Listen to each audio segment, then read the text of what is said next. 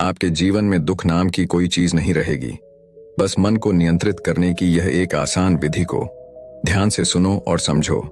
तो चलिए इस विधि को एक कहानी के माध्यम से समझते हैं। दोस्तों, अगर हमारा मन खाली हो जाए तो हम उसमें कुछ ऐसी चीज डाल सकते हैं, कुछ ऐसे विचार डाल सकते हैं जिससे हम अपने मन की बक बक को शांत कर सकते हैं। जो विचारों का सैलाब हमारे मन में चलता रहता है, उन्हें हम बहुत अच्छी तरह रोक सकते हैं। और दोस्तों, अगर एक बार मन की बक बक रुक जाए तो फिर हम मन से जो चाहे वो करवा सकते हैं। इसीलिए अगर आप मन की बक बक को शांत करवाना चाहते हो तो इस कहानी को आखिर तक जरूर सुनिएगा। एक नगर की बात है। उस नगर में एक नौजवान युवक रहता था। उसका नाम विकास था। उसे एक समस्या थी और उसकी समस्या यह थी कि उसका मन हर समय भटकते रहता था। उसके मन में हर समय कोई न कोई नकारात्मक विचार चलते रहते थे। उसके मन की बकबक कभी शांत नहीं होती थी। वो जब भी कुछ सोचकर करता तो कुछ अलग ही कर देता। कभी वो अपने अतीत के बारे में सोचकर पछताता था कि काश मैंने उस काम को उस समय कुछ ऐसा कर दिया होता, उस काम को वैसा कर दिया होता।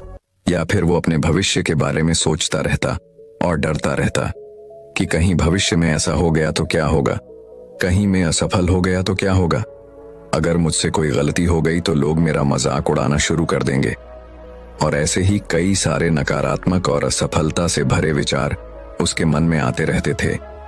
विकास हमेशा ही अपने विचारों में खोया रहता। वह अपने विचारों से मुक्ति पाना चाहता था। विकास चाहता था कि उसके मन में कोई भी फालतू विचार कभी भी ना आए, लेकिन हर समय विचारों का सैलाब उसके मन में उठता ही रहता। इसीलिए जीवन में वो बहुत परेशान हो गया था। फिर एक दिन उसे किसी ने बताया कि यहाँ पास के ही जंगल में एक बौद्ध भिक्षु रहते हैं, उसके पास जाओ, वो तुम्हारी मानसिक समस्या का समाधान अवश्य कर देंगे। यह सुनकर विकास तुरंत ही बौद्ध भिक्षु के पास चला जाता है और अपनी सारी समस्या उन्हें बताता है। बौद्ध भिक्षु भी विकास की बातों को बड़े ही ध्यान से सुन लेते हैं और उसे कहते हैं कि तुम मुझसे क्या जानना चाहते हो। यह सुनकर विकास कहता है गुरुदेव, मैं अपने मन को शांत और खाली कराना चाहता हूं। मैं आपसे यह जानना चाहता हूं कि मन को खाली या शांत कैसे करते हैं। मेरा मन हर वक्त विचारों से भरा रहता है। मेरा ध्यान एक जगह लग ही नहीं पाता है, जिसके कारण मेरे हर काम में समस्या आ जाती है। मैं एक चीज करता हूं तो नकारात्मक विचारों के कारण दूसरी चीज पर पहुंच जाता हूं। मेरा मन एक जगह ठहरता ही नहीं है और यूं ही हर दिन मेरे मन में हजारों विचार चलते रहते हैं। और यह कब होता है, क्यों होता है, मुझे कुछ पता नहीं चलता। बहुत देर बाद मुझे एहसास होता है कि मैं क्या करने बैठा था और मैं क्या कर रहा हूं। गुरुदेव, मैं अपने मन के विचारों से खाली कर देना चाहता हूं। मैं चाहता हूं कि मेरे मन में एक भी विचार ना आए। जब मैं चाहूं तभी मेरे मन में विचार आए। फिर बुद्ध भिक्षु ने कहा, किसी समस्या का समाधान तभी निकाला जाता है जब हम उस समस्या की जड़ तक पहुंच जाते हैं, समस्या को ठीक से समझते हैं और जानते हैं। आगे बुद्ध भिक्षु कहते हैं, जिस मन को तुम खाली करना चाहते हो, क्या तुमने उस मन को कभी थोड़ा बहुत भी समझा है, जाना है? यह सुनकर विकास ने कहा कि महाराज, मैंने अपने मन को जानने की बहुत कोशिश की है, लेकिन मैं जितना इसके बारे में जानता हूं, मेरा मन उतना ही रहस्यमय हो जाता है। फिर बौद्ध भिक्षु ने उसी वक्त उसको एक घड़ा देते हुए कहा कि जाओ, इस घड़े में छोटे छोटे पत्थर भरकर लेकर आओ। फिर वह युवक वहां से गया और छोटे छोटे पत्थर भरकर लेकर आया और उस घड़े को बौद्ध भिक्षु के पास रख दिया। फिर बौद्ध भिक्षु ने उसी वक्त उससे कहा कि इस घड़े को तुम अपना मन समझो और इस घड़े में भरे पत्थरों को अपने विचार समझो। अब इस घड़े में और पत्थर डालो। उसी वक्त उसने घड़े में और पत्थर डालना शुरू किया। क्योंकि घड़ा पहले से भरा हुआ था, एक दो पत्थर डालने के बाद बाकी सारे पत्थर नीचे गिरने लगे। फिर बौद्ध भिक्षु ने उसी वक्त से कहा, रुको जरा, ध्यान से देखो। अब घड़े में पत्थर नहीं आ रहे हैं, बल्कि पत्थर नीचे गिर रहे हैं, क्योंकि यह एक घड़ा है। जो इसमें आ सकता था वो आ गया। अब इसमें और पत्थर नहीं आएंगे।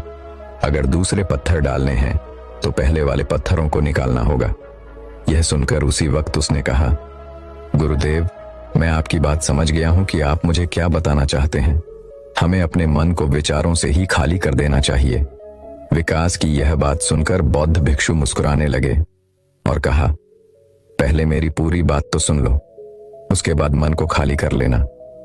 फिर बौद्ध भिक्षु ने उसी वक्त को कहा कि हमारा मन एक घड़े के बिल्कुल उल्टा है, क्योंकि घड़े को तुम पत्थरों से भर सकते हो, लेकिन मन को विचारों से नहीं भर पाओगे, क्योंकि मन तो हमेशा खाली रहता है। यह सुनकर उसी वक्त उसने कहा, गुरुदेव, मुझे आपकी बातें कुछ समझ नहीं आ रही हैं। मन अगर खाली रहता है तो फिर हम उसे खाली करना क्यों चाहते हैं? फिर मन को खाली करने की क्या ही आवश्यकता है? फिर बौद्ध भिक्षु ने उससे कहा कि इस घड़े से एक एक करके पत्थरों को बाहर निकालो। विकास ने वैसा ही किया। वह घड़े में से एक एक करके पूरे पत्थरों को बाहर निकालता रहा और ऐसा करते करते अंततः घड़ा खाली हो गया। फिर बौद्ध भिक्षु ने उसी वक्त से कहा, देखा तुमने, जब एक एक करके तुमने पत्थरों को बाहर निकाला तो यह घड़ा खाली हो गया। अब तुम इस घड़े में कोई भी पत्थर डाल सकते हो, दूसरे पत्थर डाल सकते हो, या फिर उन्हीं पत्थरों को दोबारा डाल सकते हो। आधा भर सकते हो या फिर पूरा भी भर सकते हो। फिर वह युवक कहता है, गुरुदेव, मैं भी तो यही कह रहा हूं कि मुझे अपने मन को खाली करना है। यह तो एक पत्थर है, इसे आसानी से निकाला जा सकता है और घड़े को खाली किया जा सकता है, लेकिन गुरुदेव, मैं अपने मन को खाली कैसे करूं? फिर बौद्ध भिक्षु ने कहा, इस घड़े में एक पत्थर डालो और दो पत्थर निकालो। यह सुनकर उसी वक्त विकास ने कहा, गुरुदेव, यह कैसे हो सकता है? जब इस घड़े में एक पत्थर होगा तो एक ही पत्थर निकलेगा, दो कैसे निकलेंगे? फिर बौद्ध भिक्षु ने उससे कहा, ऐसा नहीं हो सकता है, तो ऐसा करो कि इस घड़े में दो पत्थर डालो और चार निकालो। विकास ने कहा, महाराज, ऐसा कैसे हो सकता है? यह कोई चमत्कारी घड़ा तो है नहीं कि एक डालो तो दो निकल आएंगे, दो डालो तो चार निकल आएंगे। यह सुनकर बौद्ध भिक्षु ने कहा, यह घड़ा तो चमत्कारिक नहीं है, लेकिन तुम्हारा मन तो चमत्कारिक है। उसमें से अगर तुम एक विचार बाहर निकालते हो तो उसके साथ दो विचार आते हैं, और जब तुम उन दो विचारों को पकड़ते हो तो उसके साथ चार विचार निकलते हैं, और फिर ऐसा करते करते विचारों की एक लंबी श्रृंखला बन जाती है और फिर तुम कहीं नहीं रुकते। एक के बाद एक विचारों को पकड़ते जाते हो। यह मिट्टी का घड़ा तो पत्थरों से भर जाएगा, लेकिन तुम्हारा मन कभी नहीं भरता। वह हमेशा खाली है, लेकिन वह खाली नहीं करता। यह इस मन की माया है कि सब कुछ है, लेकिन फिर भी कुछ नहीं। फिर उस युवक ने कहा, गुरुदेव, मैं आपकी बात समझ रहा हूं, लेकिन क्या मैं हमेशा अपने विचारों के जाल में ही फंसा रहूंगा? क्या मन के इस माया जाल से निकलने का कोई रास्ता नहीं है? फिर बौद्ध भिक्षु ने कहा, इस मिट्टी के घड़े में आधे पत्थर भर दो। फिर उसी वक्त विकास ने ऐसा ही किया। फिर बौद्ध भिक्षु ने कहा, अब इन पत्थरों में से कोई एक पत्थर चुनो और उस पत्थर की एक छोटी सी मूर्ति बनाकर मुझे दे दो। मैं जानता हूं कि तुम एक अच्छे कलाकार हो। विकास ने एक पत्थर निकाला और उस पत्थर को बौद्ध भिक्षु के सामने ही तराशने लगा। पत्थर को तराशते वक्त उसे लगा कि यह पत्थर अच्छा नहीं है। फिर उसने दूसरा पत्थर घड़े से निकाला, लेकिन उसे वो पत्थर भी पसंद नहीं आया। फिर उसने तीसरा पत्थर निकाला, लेकिन वो तीसरा पत्थर भी उसे पसंद नहीं आया। उसका रंग अच्छा नहीं था। ऐसा करते करते उसी वक्त उसने सारे ही पत्थरों को बाहर निकाल दिया। उसी वक्त उसको ऐसा करते हुए बौद्ध भिक्षु बड़े ही ध्यान से देख रहे थे। फिर बौद्ध भिक्षु ने उससे कहा कि जो तुमने सबसे पहले पत्थर निकाला था, उस पत्थर को यह समझकर तलाश दो कि इसके बाद तुम्हारे पास कोई और पत्थर नहीं है और यह एक ही पत्थर तुम्हारे पास है। फिर उसी वक्त से, जैसा गुरुदेव ने कहा, उसी एक पत्थर को लेकर तलाशना शुरू किया और उसने उस पत्थर से एक बहुत ही सुंदर मूर्ति बनाई और बौद्ध भिक्षु को भेंट की और बौद्ध भिक्षु से कहा, गुरुदेव, इस पत्थर से इतनी सुंदर मूर्ति बन सकती थी, मैं ये सोच भी नहीं सकता था। उस युवक की बात सुनकर बौद्ध भिक्षु ने कहा कि जब तुम्हारे पास और कोई दूसरा विकल्प नहीं होता है, तब हम उस विकल्प में ही संपूर्ण ऊर्जा लगाते हैं और उसी को सबसे बेहतर बनाते हैं। और जब हमारे पास कई सारे विकल्प होते हैं तो हम पत्थर चुनते भी नहीं और मूर्ति बनती भी नहीं। हमारा मन भी एक विचार के पीछे हजारों विकल्प खोल के रख देता है और एक मुख्य विचार को छोड़कर उन हजारों फालतू के विचारों में उलझकर हम रह जाते हैं। फिर उसी वक्त उसने कहा, गुरुदेव, मैं आपकी बातों को बहुत अच्छे से समझ गया हूं, लेकिन अब मुझे क्या करना चाहिए? कृपया आप मेरा मार्गदर्शन करें।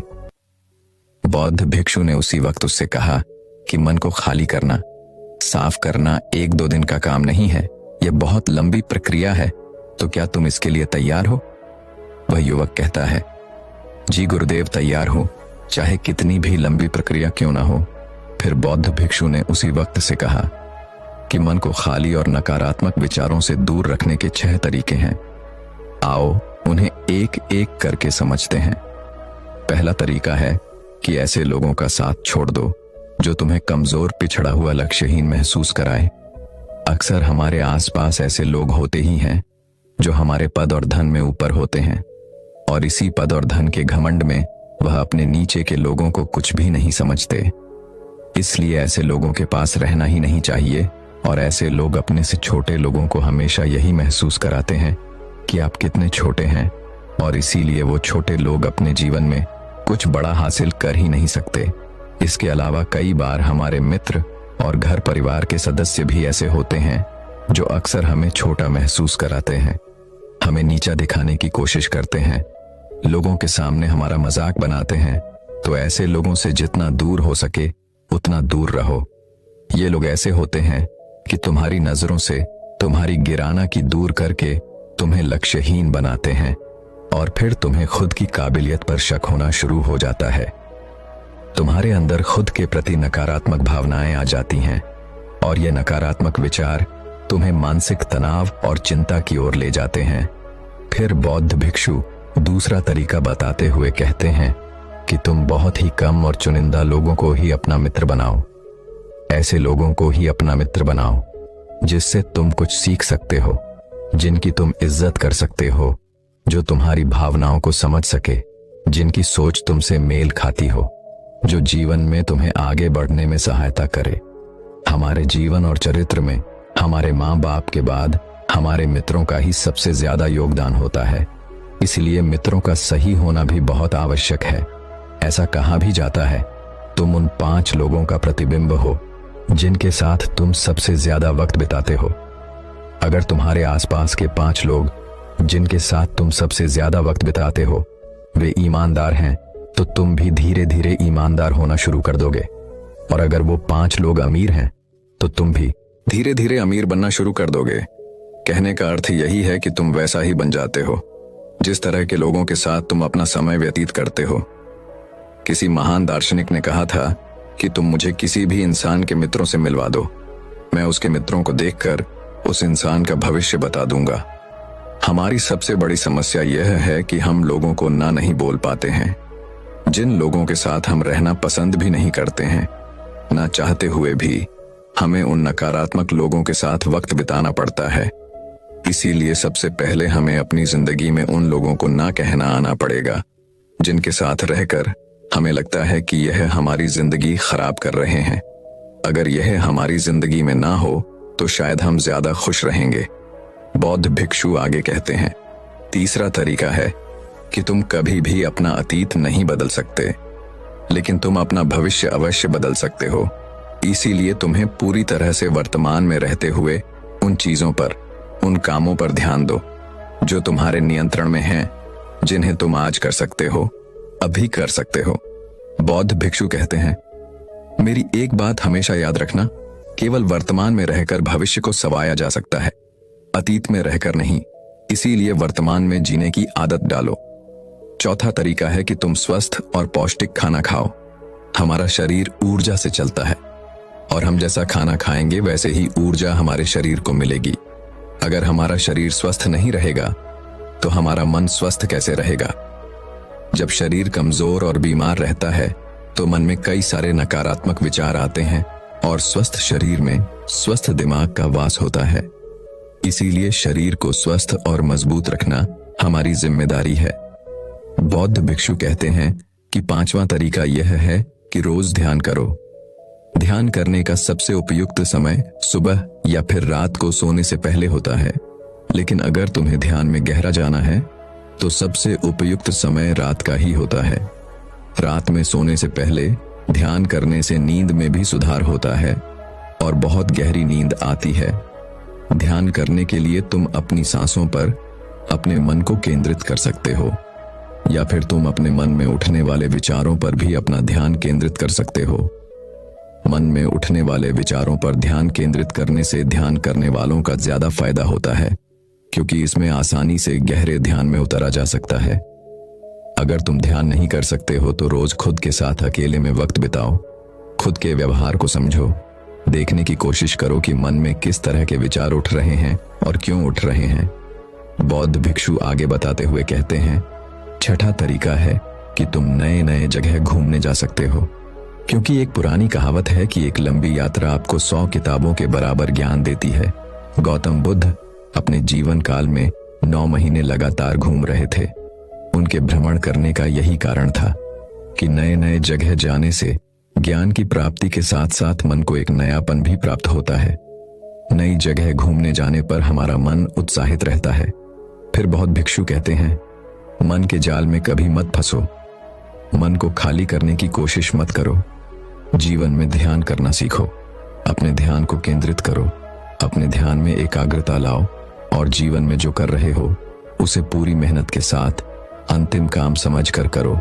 उस काम को ऐसे करो कि उसके बाद तुम्हें और कुछ नहीं करना है, और जब फिर दूसरे विचार पर कार्य करो तो बस उसी पर कार्य करो, किसी तीसरे विचार पर नहीं।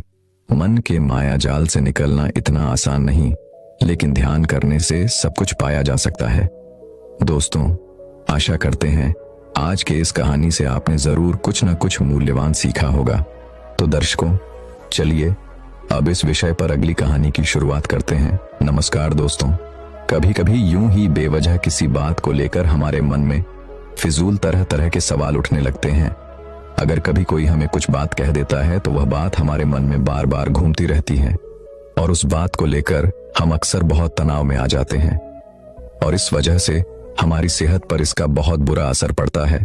तो इस बेवजह उठ रहे सवालों को कैसे हम शांत कर सकते हैं, बेचैनी को कैसे शांत कर सकते हैं, और हम इस तनाव से बाहर कैसे निकल सकते हैं, इस कहानी में मैं आपको गौतम बुद्ध की ऐसी 4 आदतों के बारे में बताने वाला हूं, जिससे आप अपने जीवन में अपनाकर उस तनाव से बाहर निकल जाएंगे और अच्छे कामों में अपना जीवन व्यतीत कर एक अच्छी जिंदगी जी सकते हैं। यहाँ पर बताई गई यह 4 आदतें आपकी पूरी जिंदगी को बदल सकती हैं। अगर आप इन 4 आदतों को अपने जीवन में अपना लेते हैं तो फिर आप अपने जीवन को एक खुशहाल जिंदगी में बदल देंगे, और फिर आपका मन कभी भी बेचैन नहीं होगा, ना ही उदास रहेगा और ना ही बेफजूल के कामों में व्यस्त रहेगा। तो आइए इस कहानी को शुरू करते हैं। एक बार एक बौद्ध भिक्षु किसी पेड़ के नीचे ध्यान कर रहा था। तभी एक राजकुमार उस भिक्षु के पास आता है और उनसे कहता है, हे महोदय, आप हमेशा कहते रहते हैं कि ध्यान करो, लेकिन मेरे लिए ध्यान करना तो दूर की बात है। मैं कुछ समय के लिए अपनी आंखें बंद करके शांति से भी नहीं बैठ पाता हूं। मेरा मन इतना बेचैन है कि ये हर समय कुछ न कुछ सोचता रहता है। मैं जब भी ध्यान करने बैठता हूं तो मेरे अंदर विचारों का तूफान आने लगता है। लोगों के बारे में सोचकर, अपने जीवन की बीती घटनाओं के बारे में और अपने भविष्य के बारे में, और ऐसे ही ना जाने कितने सारे अजीबोगरीब विचार लगातार मेरे मन में आते रहते हैं। मैं इन्हें रोकने की बहुत कोशिश करता हूं, लेकिन जब मैं इन्हें रोकने के लिए ध्यान करने की कोशिश करता हूं तो मेरा मन अशांत होने लगता है और फालतू की बातें मन में उठने लगती हैं, तो मैं ध्यान को तोड़कर बैठ जाता हूं। इतनी बातें कहने के बाद वह उस बौद्ध भिक्षु की ओर देखता है और कहता है, महोदय, कृपा करके आप मेरी इस समस्या का कोई समाधान बताएं। यह सुनकर भिक्षु ने कहा, मैं क्या समाधान बता सकता हूं? सोचो, तुम्हारा ही मन है, लेकिन यह तुम्हें कुछ देर तक आंख बंद करके बैठने भी नहीं देता है। तुमने अपने इस मन को कितना आजाद कर रखा है? राजकुमार ने कहा, महोदय, मैंने बहुत सोचा, लेकिन मुझे अपनी समस्या का कोई समाधान समझ नहीं आया, इसीलिए मैं आपकी शरण में आया हूं। अब आप ही कोई रास्ता दिखाइए। वृक्षों ने कुछ देर तक राजकुमार के चेहरे की तरफ बड़े ध्यान से देखा और फिर कहा, ठीक है, मैं तुम्हें अपने स्वामी गौतम बुद्ध की बताई गई 4 आदत के बारे में बताऊंगा। अगर तुम ये 4 आदतें छोड़ दोगे तो फिर तुम्हारा मन लगने लगेगा और तुम्हें कभी भी बेचैनी नहीं होगी। राजकुमार पूरे ध्यान लगाकर उस बौद्ध भिक्षु की बातें सुनने लगा। भिक्षु ने कहा, पहली आदत यह है कि दूसरों के मन को पढ़ना छोड़ दो। तुम और तुम्हारे जैसे ज्यादातर लोग यही गलती करते हैं कि वो दूसरों के मन की बातों को पढ़ने का प्रयास करते हैं, जैसे कि अच्छा सामने वाला मेरे बारे में ऐसा सोच रहा है, और यही एक आदत तुम्हें सबसे ज्यादा बेचैन और परेशान करती है। ज्यादातर समय पर लोग दूसरों के मन की बातों को गलत और नकारात्मक तरीके से ही पढ़ते हैं। जैसे कि लोग अक्सर सोचते हैं कि दूसरे लोग उनकी तरक्की से जलते हैं, उसे नीचा दिखाना चाहते हैं, उसे पसंद नहीं करते, उसकी मदद नहीं करना चाहते, और ऐसी ही ना जाने कितनी सारी नकारात्मक बातें यह लोग दूसरों के प्रति अपने अंदर बैठा लेते हैं। फिर उनके बारे में ही सोचते रहते हैं, उनसे बदला लेने के तरीके सोचते रहते हैं, उन्हें नीचा दिखाने के मौके ढूंढते रहते हैं, और दूसरों के प्रति यही नकारात्मक सोच इन्हें दुखी करती है। और फिर ये लोग बेचैनी महसूस करते हैं। इसलिए दूसरे लोग क्या सोच रहे हैं इसका अनुमान लगाना बंद करो। दूसरे लोगों के मन के विचारों को पढ़ने की कोशिश करना बंद करो। अगर पढ़ना ही है तो खुद के विचारों को पढ़ना शुरू करो कि तुम्हारे अंदर क्या चल रहा है। कहीं तुम नकारात्मक सोच, शिकायत या बुराई करने जैसी आदतों के शिकार तो नहीं हो रहे हो। फिर बौद्ध भिक्षु ने कहा, दूसरी आदत यह सोचना कि अगर असफल हो गए तो लोग क्या कहेंगे, कहीं लोग मुझ पर हंसेंगे तो नहीं। जो हंस रहा है उसे हंसने दो। लोगों की असफलता पर हंसने तो लोगों का धर्म है, क्योंकि अगर तुम सफल हो जाते तो यही वो लोग हैं जो तुम्हारी तारीफ करते, तुम्हें सम्मान देते, तुम पर गर्व करते। अगर तुम अपनी सफल होने पर दूसरों से तारीफ की उम्मीद करते हो तो अपनी असफलता पर उनके हंसने से तुम्हें दुखी नहीं होना चाहिए। और समस्या ही यही है कि हम इंसान असफलता को बुरा मानते हैं, जबकि असफल होना सफल होने से भी ज्यादा जरूरी है। क्योंकि बिना असफल हुए सफल इंसान के अंदर घमंड और दूसरों को खुद से छोटा समझने की भावना पैदा होती है, जबकि असफलता हमें विनम्र रहना, धैर्य रखना और लगातार प्रयास करना सिखाती है। इसलिए असफलता को बुरा मत समझो। और अगर तुम्हारे काम में असफल होने की संभावना नहीं है तो इसका अर्थ है कि तुमने अपना लक्ष्य अपनी क्षमताओं से छोटा बनाया है। और अगर लोग तुम पर हंस नहीं रहे, तुम्हें ताने नहीं मार रहे हैं, तुम्हारी बुराई नहीं कर रहे हैं, तो इसका मतलब तुम अंदर से मरे हुए हो। तुम अपने मानसिक सीमाओं से बाहर जाकर कुछ नया करने का प्रयास नहीं कर रहे हो, क्योंकि असफल भी वही होता है जो कुछ नया करने का प्रयास करता है। और एक बात हमेशा याद रखना, अगर तुम्हारे अंदर असफल होने का साहस नहीं है तो तुम कभी भी कोई भी बड़ा लक्ष्य हासिल नहीं कर पाओगे जो तुम करना चाहते हो। इसलिए असफल होने और लोगों के हंसने से डरना बंद कर दो। बौद्ध भिक्षु ने आगे कहा कि तीसरी आदत यह है कि बेवजह समय को बर्बाद करना छोड़ दो। लोगों को लगता है कि वह समय को काट रहे हैं, लेकिन असल में समय हर बार उन्हें काट रहा है।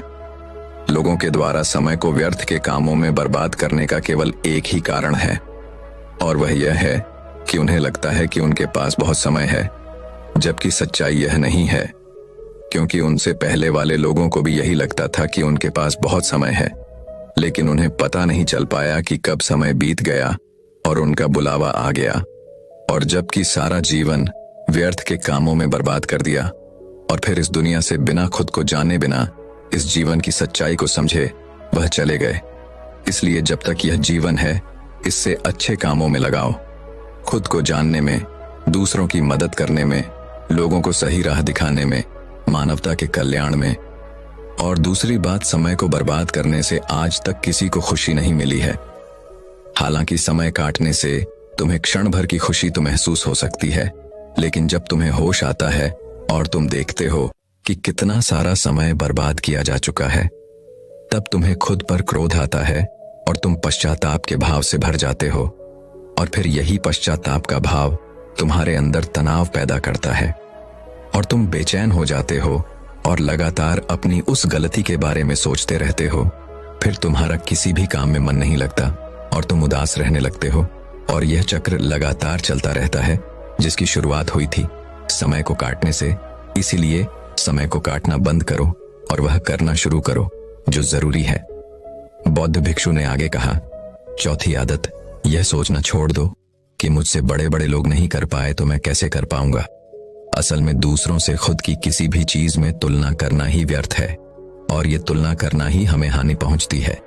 सबकी परिस्थितियां अलग अलग होती हैं, सबकी सोच अलग है, और क्या हुआ अगर दूसरे नहीं कर पाए तो हो सकता है कि तुम ही कर जाओ, क्योंकि अक्सर वही लोग इतिहास रचते हैं जिनसे ज्यादा उम्मीद नहीं होती।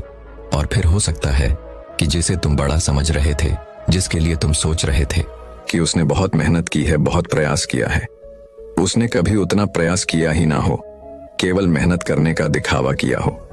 क्योंकि ज्यादातर लोग कभी उतनी मेहनत करते ही नहीं हैं जितनी उन्हें अपने लक्ष्य प्राप्ति के लिए करनी चाहिए, और दूसरे लोगों के सामने ये दिखाने का प्रयास करते रहते हैं कि मैंने तो बहुत मेहनत की थी लेकिन मेरी किस्मत ही खराब थी। और यही वो लोग हैं जो दूसरों को बातों ही बातों में कहते रहते हैं कि जब इतनी मेहनत करने के बाद मैं सफल नहीं हो पाया तो तुम कैसे हो पाओगे, लेकिन अंदर ही अंदर यह इस बात को जानते हैं कि उन्होंने कभी उतनी कोशिश नहीं की थी जितनी उन्हें करनी चाहिए थी। ये बस दूसरों की नजरों में अपनी इज्जत बचाने के लिए, और इस डर से कि कहीं दूसरा व्यक्ति इनसे आगे ना निकल जाए, यह अपने अधूरे प्रयास से घबराते रहते हैं और दूसरों को डराते रहते हैं कि जब मैं नहीं कर पाया तो तुम कैसे कर पाओगे। इसलिए किसी दूसरे असफल व्यक्ति को देखकर यह सोचना छोड़ दो कि तुम भी कहीं असफल हो जाओगे। तुम बस अपना सर्वश्रेष्ठ प्रयास करो और बाकी सब समय और फिर तुम जहां चाहो वहां अपना मन लगा सकते हो। इतना कहकर वह भिक्षु शांत हो गए, और राजकुमार को भी अब समझ आ चुका था कि उसे क्या करना है। उसने मन ही मन उन 4 आदतों को छोड़ने का निश्चय किया। उसने उस बौद्ध भिक्षु को धन्यवाद किया और वहां से चला गया। दोस्तों, हमें यह नहीं सोचना चाहिए कि लोग मेरे बारे में क्या सोच रहे हैं। अगर मैं कोई काम करता हूं तो लोग मेरे उस काम को लेकर हंसेंगे। इसके अलावा हमें अपना फालतू समय बर्बाद नहीं करना चाहिए। इसके अलावा हमें कभी भी यह नहीं सोचना चाहिए कि अगर किसी व्यक्ति से कोई काम नहीं हो पाया है तो मैं उसे नहीं कर पाऊंगा। अगर आप मेहनत से किसी भी काम को करते हैं तो कोई भी काम छोटा या बड़ा नहीं होता, और एक ना एक दिन सफलता अवश्य मिलती है। तो दर्शकों, चलिए अब इस विषय पर अगली कहानी की शुरुआत करते हैं। शिव यानी कि महादेव यानी कि नीलकंठ, उन्होंने ध्यान की 114 प्रक्रियाओं की खोज की। ऐसे ही हम समाज में देखते हैं कि नाना प्रकार के ध्यान की प्रणालियां बनी हुई हैं।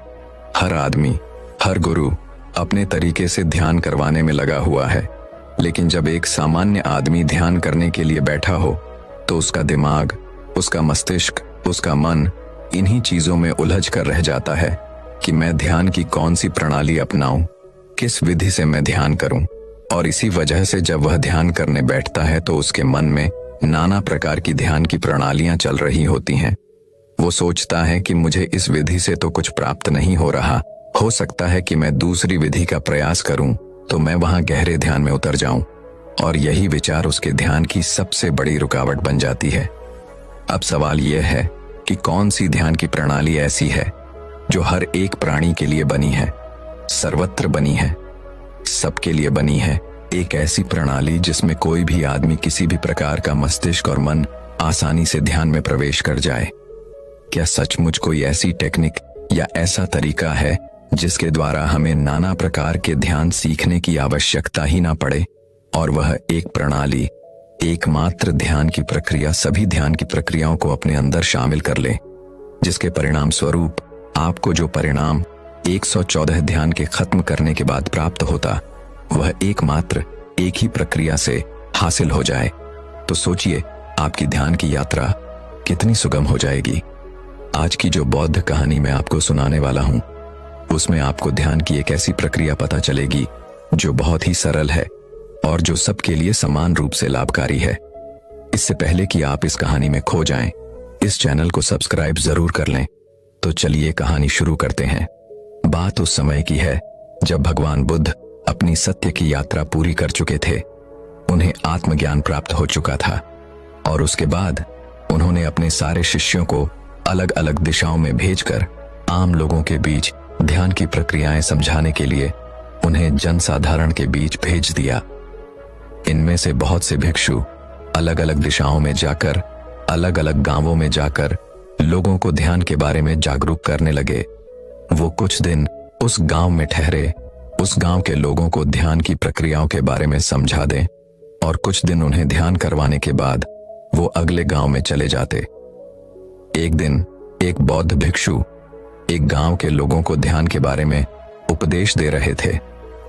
ध्यान किस प्रकार किया जाता है, ध्यान की गहराइयां क्या हैं और ध्यान एक आम इंसान के लिए क्यों जरूरी है, इसके बारे में पूरा व्याख्यान हो रहा था। तभी व्याख्यान के बीच में एक 20 साल का लड़का खड़ा होकर उनसे पूछता है कि है भंते, मुझे लगता है कि ध्यान सिर्फ बुजुर्ग लोगों के लिए बना है। जो मेरी उम्र के लोग हैं, जो युवा हैं, जिन्हें जीवन में अभी कुछ हासिल करना है, उन्हें ध्यान करने से क्या प्राप्त होगा?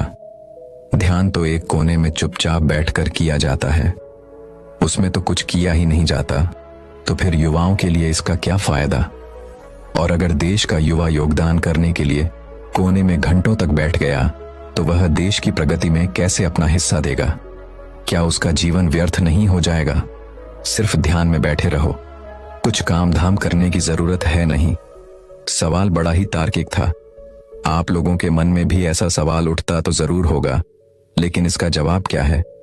बात सही है कि अगर आज आप अपनी युवावस्था में ध्यान की प्रक्रियाओं में जुड़ जाते हैं, ध्यान करने लग जाते हैं, घंटों ध्यान में बैठे रहते हैं, तो घर की व्यवस्था कैसे चलेगी? क्योंकि युवा को तो घर से बाहर निकलकर कमाना ही पड़ेगा अगर अपने परिवार का भरण पोषण करना है। तो एक युवा किस प्रकार ध्यान की प्रणालियों का अभ्यास करते हुए अपना काम सुचारू रूप से जारी रख सकता है? यह सुनकर वह बौद्ध भिक्षु मुस्कुराते हुए बोला कि है भंते, ध्यान का मतलब कोने में आंख बंद करके बैठ जाना नहीं होता है। आप ध्यान का गलत मतलब समझ रहे हैं। ध्यान का मतलब होता है होश, जागरूकता। किसी भी काम को करने के लिए आप कितने मौजूद हैं, वही ध्यान का पैमाना है और उसी से आपकी जागरूकता, आपकी जीवंतता नापी जाती है। जरा सोचिए, आप किसी भी काम को सोए सोए भी कर सकते हैं। सोए सोए कहने का अर्थ यह नहीं है कि आप निद्रा में हैं, लेकिन आप अपनी जिंदगी के ज्यादातर काम सोए सोए ही करते हैं। जरा सोचिए, जब आप खाना खाते हैं तो क्या आप जागरूक होकर खाना खाते हैं? नहीं, आपका ध्यान, आपका मस्तिष्क, आपका मन किसी दूसरे विचारों में भटक रहा होता है और आपकी जुबान और आपका मुंह यहां पर खाना खाने के लिए चल रहा होता है। यह उसी भांति होता है जिस प्रकार किसी यंत्र में चाबी भर दी गई हो और वो यंत्र अपना काम करते रहे। उसके लिए उसे कुछ सोचने की जरूरत नहीं है, उसके लिए उसे वहां पर मौजूद होने की जरूरत नहीं है, क्योंकि उसमें चाबी भरी जा चुकी है। और इसी प्रकार हम अपने जीवन के अधिकतर काम करते हैं। हम जागरूक होकर नहीं करते, हम एक यंत्र की भांति सोए सोए सारा काम करते रहते हैं। लेकिन अगर आपको परमानंद का स्वाद चखना है, आपको प्रकृति में छुपी हुई उस दिव्य सत्ता को पहचानना है, उस परमात्मा की मौजूदगी का एहसास लेना है, तो आपको यंत्र न बनते हुए एक जागरूक आदमी बनना होगा। जागरूक होकर अपना काम करना होगा, क्योंकि आप जब जागेंगे तभी तो आप अपनी खुली आंखों से उस दिव्य सत्ता को पहचान पाएंगे। कुछ लोग ध्यान को अपना फर्ज समझकर करते हैं। इस प्रकार के लोग नित्य ध्यान में बैठते हैं। उन्हें लगता है कि एक सीमित समय तक ध्यान में बैठने के बाद उनकी ध्यान की प्रक्रिया समाप्त हो गई, अब वह पूरा दिन आराम से जी सकते हैं। जैसे कि कुछ लोग सुबह ध्यान करते हैं और कुछ लोग शाम को ध्यान करते हैं, और जब वो लोग अपना ध्यान पूरा कर लेते हैं तो फिर से संसार में घुल जाते हैं। उन्हें लगता है कि वो 1 घंटे का ध्यान ही उनके लिए काफी होता है। और दूसरे प्रकार के लोग होते हैं जिन्हें लगता है कि ध्यान करने की कोई आवश्यकता ही नहीं होती है, अपने हर काम को ध्यान से करो और वही ध्यान बन जाता है। लेकिन समझने की बात है यहाँ पर कि दोनों ही लोग कहीं ना कहीं उल्टी दिशा में चले जा रहे हैं। ध्यान किस प्रकार किया जाता है? आखिर जब हम बैठते हैं अपनी आंखें बंद करके, तो हमें क्या हासिल होता है, उससे क्या मिलता है?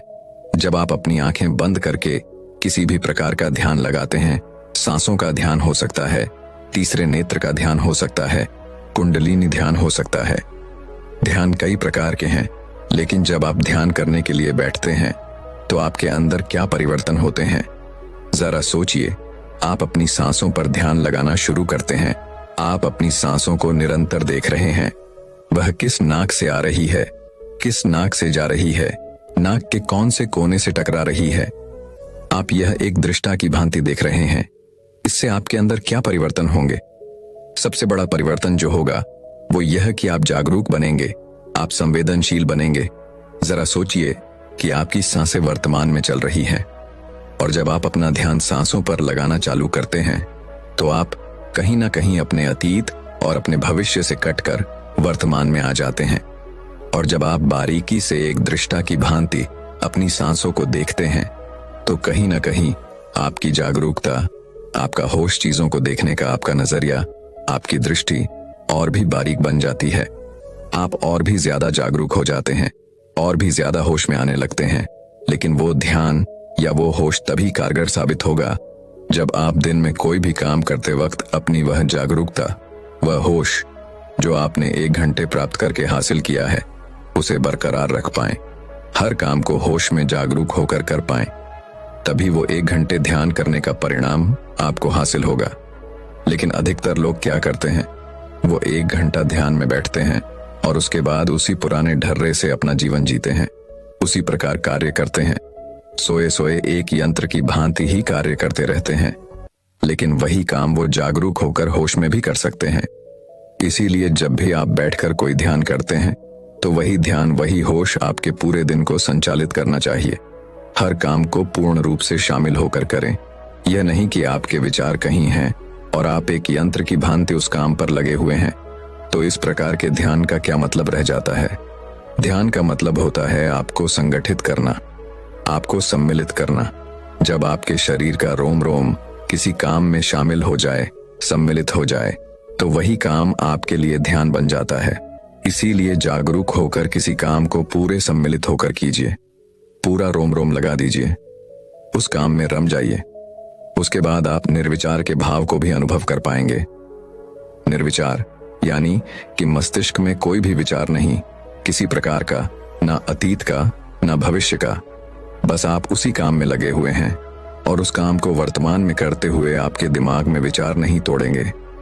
आपका दिमाग निर्विचार हो जाएगा, एकदम शुद्ध हो जाएगा, एकदम शांत हो जाएगा। और उस वक्त, उस क्षण, उस पल आप ध्यान के बारे में समझ पाओगे, आप ध्यान की अनुभूति ले पाओगे, आप ध्यान का रस कर पाओगे। तब आपको पता चलेगा कि ध्यान क्या है और ध्यान में कितना आनंद है। जब आप किसी काम को निरंतर बिना विचारों के करते हैं तो आप ध्यान में ही होते हैं।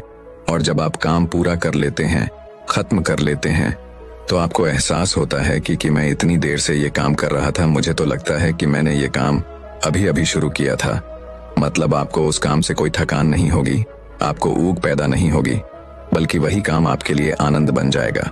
पर याद रहे, जब भी हम कोई ध्यान बैठकर करते हैं, आंखें बंद करके करते हैं, तो हमें उसमें कोई प्रयास नहीं करना है अपनी सांसों पर ध्यान लगाने का या अपने विचारों को हटाने का। आपको केवल दृष्टा मात्र बनना है। देखने वाला बंदा है कि हमारी सांसें कहां से आ रही है, कहां को जा रही है, नाक के कौन से कोने से टकरा रही है। अधिकतर लोग ध्यान में संघर्ष करने लगते हैं। संघर्ष किस बात का? अपने विचारों को खाली करने का, अपना ध्यान एक ही केंद्र पर केंद्रित करने का। और उसी वजह से हमारे अंदर विरोधाभास पैदा होने लगता है। हमारा मन कहीं जा रहा है, लेकिन हम उसे खींचकर वापस उसी जगह पर लाना चाहते हैं, जिसकी वजह से एक खिंचाव, एक तनाव पैदा होता है मन में, जो हमें ध्यान में जाने से रोकता है।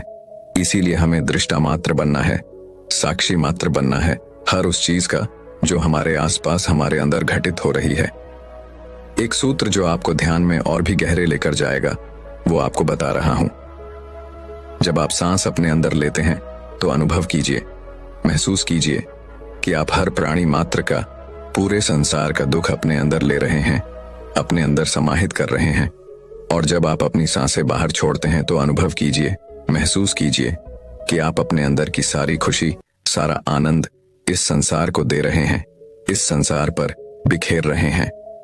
इससे क्या होगा कि आपके मन के अंदर, आपके हृदय के अंदर एक करुणा का उदय होगा।